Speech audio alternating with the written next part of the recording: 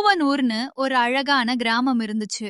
அந்த கிராமத்துல சுந்தரம்னு ஒரு வயசான பெரியவர் இருந்தாரு. அவரு வயசான காலத்திலேயும் காய்கறிகளை வித்து வாழ்க்கை நடத்திட்டு இருந்தாரு. அவருக்கு மொத்தம் 3 பசங்க. முதல் மகன் சிவாவும் 2வது மகன் கண்ணனும் ஊதாரியா எந்த வேலைக்கும் போகாம அந்த ஊர்ல இருக்கிற ஒரு படித்துறையிலிருந்து வரப்போற பெண்களை கிண்டல் செஞ்சுக்கிட்டும் கேலி செஞ்சுக்கிட்டும் சுந்தரத்துக்கு கெட்ட பேர் ஏற்படுத்திட்டு இருந்தாங்க. ஆனா அவரோட கடைசி மகன் கிச்சா அப்பாவுக்கு உறுதுணையா அவர் வேலைக்கு போனதும் வீட்ல எல்லாருக்கும் சமையல் பண்றதும் மற்ற வீட்டு வேலைகளை செய்யறதுமா பொறுப்பா இருக்கிற ஒரு நல்ல பையனா இருந்தான். சுந்தரத்துக்கு வயசானதுனால அவரால முன்னாடி மாதிரி காய்கறி விக்க போக முடியல.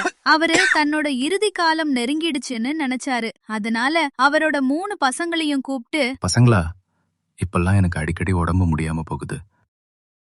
அதனால எனக்கு ஏதாவது ஆகிறதுக்கு முன்னாடி இந்த வீட்டையும் நான் சேர்த்து வச்ச கொஞ்ச நிலத்தையும் உங்க 3 பேருக்கும் பங்கு போட்டு தரலாம்னு முடிவு பண்ணியிருக்கேன். பசங்களா, உங்க ஒவ்வொருத்தருக்கும் ஒரு விதை கொடுப்பேன்.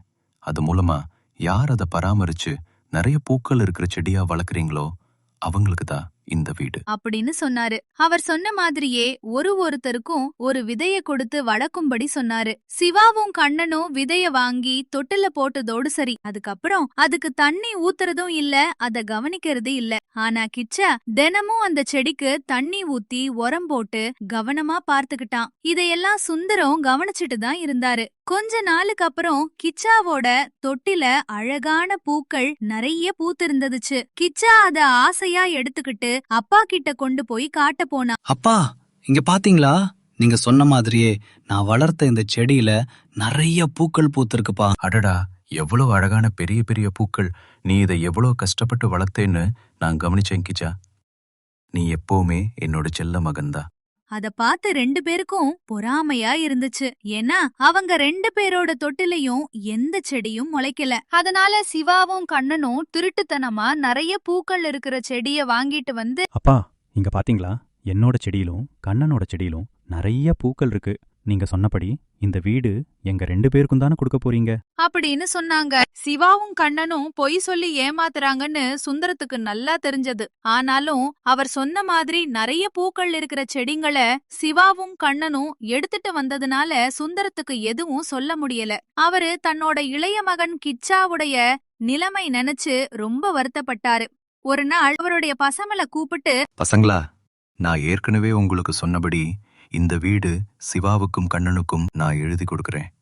அப்புறம் கிச்சாவுக்கு நம்ம வீட்டுக்கு பின்னாடி இருக்கிற 1/2 ஏக்கர் நிலத்தை நான் எழுதி கொடுக்கறேன். சுந்தரம் இப்படி சொன்னதும் சிவாவும் கண்ணனும் சந்தோஷம் தாங்க முடியாமல் துள்ளி குதிச்சாங்க. ஆனா கிச்சா அப்பாவுக்கு உடம்பு சரியில்லாது நினைச்சு மட்டும்தான் கவலைப்பட்டான். உண்மையா இருந்த கிச்சாவுக்கு கம்மியான அளவு சொத்து கொடுக்கறது நினைச்சு சுந்தரத்துக்கு வருத்தமாதான் இருந்துச்சு. ஒரு நாள் சுந்தரம் இறக்குற தருவாயில இருந்தாரு. அவரோட மனசுல கிச்சாவுக்கு எதுவும் சரியா செய்ய முடியலங்கிற வருத்தம் மட்டும்தான் இருந்துச்சு. அதனால கிச்சா கிட்ட அவர் இப்படி சொன்னாரு. அப்பா உனக்கு கம்மியா சொத்து கொடுத்திருக்கேன்னு நீ கவலைப்படாதப்பா. உன்னோட கடின உழைப்புக்கு ஒரு நாள் நிச்சயம் பலன் கிடைக்கும். அப்பா சொல்றத மட்டும் மனசுல வச்சுக்கோ கிச்சா அப்படின்னு சொல்லிட்டு அவர் இறந்து போயிட்டாரு. சுந்தரம் இறந்ததுக்கு அப்புறமா சிவாவும் கண்ணனும் திருமணம் செய்துக்கிட்டாங்க. அப்பாவும் இல்லாம கிச்சாவுக்கு என்ன பண்ணணும்னு தெரியல.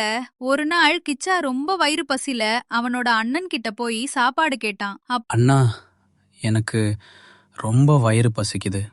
எனக்கு கொஞ்சம் சாப்பாடு இருந்தா கொடுக்குறியா அண்ணா? என்னது, சாப்பாடா? உன்னெல்லாம் வீட்ல வச்சிருந்ததே தப்பு. அதெல்லாம் ஒன்றும் இல்லை. முதல்ல வெளியில போ. அப்பா இருக்கும்போது அவரை ஏமாத்தி சுகமா வாழ்ந்துட்ட. இப்ப வேலை செஞ்சு சாப்பிட உனக்கு கஷ்டமா இருக்கா? போ, உன் நிலத்துல விவசாயம் பண்ணி எப்படியோ பொழைச்சுக்கோ. கிச்சாவோட அண்ணன் அவனை துரத்தி விட்டதால அவனோட நிலத்துல ஒரு சின்ன டென்ட் போட்டு அங்கேயே தங்க ஆரம்பிச்சுட்டான். அவனோட நிலத்துல ஏதாவது பண்ணலான்னு உழ ஆரம்பிச்சான். அப்பப்போ அவனோட அப்பா அவனுக்கு சொன்னது அவனுக்கு ஞாபகத்துல வந்துகிட்டே இருந்துச்சு. அதனால கடினமா உழைக்கணும்னு முடிவு பண்ணினான். அப்படி ஒரு நாள் அவனோட நிலத்துல அவன் வேலை செஞ்சிட்டு இருக்கும்போது நிலத்துல ஏதோ ஒன்னு இருக்கறத அவன் உணர்ந்தான். உடனே கிச்சா மண்வெட்டி எடுத்து அந்த இடத்த தோண்டினான். அந்த குழிக்குள்ள ஒரு பழைய பெட்டி இருந்தத பார்த்து கிச்சா ரொம்ப ஆச்சரியப்பட்டான். குழிக்குள் இருந்த அந்த பழைய பெட்டியை எடுத்துட்டு போனான். கிச்சா அவனோட டென்ட்டுக்கு வந்து ராத்திரி அந்த பெட்டிய திறந்து பார்த்தான். அதுக்குள்ள ஒரு முகம் பாக்குற கண்ணாடி இருந்துச்சு. அந்த கண்ணாடிய பார்த்ததும் கிச்சா அதை எடுத்து ஆசையா பார்த்தான். அவன் பார்த்த உடனே அந்த கண்ணாடியிலிருந்து திடீர்னு ஒரு அழகான இளவரசி மாதிரி ஒரு பெண் அங்க தோன்றினா. அவ்வளோ அழகான பெண்ண முதலில் அவன் நேர்ல பார்த்ததும் கிச்சா ரொம்ப அதிர்ச்சி ஆயிட்டான். அந்த பெண் பேச தொடங்கினா, வணக்கம், நான் ரத்னகிரி நாட்டின் இளவரசி. என்னது, இளவரசியா? நான் இதெல்லாம் கதையில தான் கேட்டிருக்கேன். ஒரு நாள் எனக்கு கிடைச்ச சாபத்தினால நான் இந்த கண்ணாடிக்குள்ள மாட்டிக்கிட்டேன். இந்த கண்ணாடிய எந்த ஆண்மகன் எடுத்து பார்க்கிறானோ அவனாலதான் நான் மீண்டும் பழைய உருவத்துக்கு வருவேன். அவனதான் நான் திருமணம் செஞ்சுக்கணும். இதுதான் என்னுடைய விதி. நீங்க என்ன இந்த கண்ணாடியில இருந்து விடுவிச்சதுனால நீங்க என்ன திருமணம் செஞ்சுக்கிறீங்களா அப்படின்னு இளவரசி பேசினா.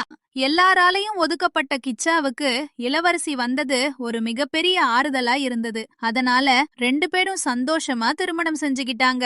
திருமணம் முடிஞ்சதும் கிச்சா அவனுக்கு சொந்தமான நிலத்தை அவனோட அண்ணா 2 பேருக்கும் கொடுக்கறதுக்காக அவங்க வீட்டுக்கு போனான். ஒரு இளவரசிய திருமணம் செஞ்சுகிட்ட தம்பிய பார்த்ததும் சிவாவுக்கும் கண்ணனுக்கும் அதிர்ச்சியாகவும் பொறாமையாவும் இருந்துச்சு. அண்ணா, அப்பா எனக்குன்னு கொடுத்த நிலத்தை நான் உங்க 2 பேருக்குமே கொடுக்குறேன். இனிமே உங்களுக்கு தொந்தரவா நான் இங்க இருக்க மாட்டேன். நான் கிளம்புறேன். இளவரசி கிச்சாவை கூட்டிட்டு அவங்களோட நாட்டுக்கு புறப்பட்டாங்க. அவங்க போறதுக்காக ஒரு தங்கத்திலான ரதம் வானத்திலிருந்து கீழே வந்துச்சு. அந்த ரதத்தில் ஏறி கிச்சாவும் இளவரசியும் அவங்க நாட்டுக்கு போய் சந்தோஷமா வாழ்ந்தாங்க.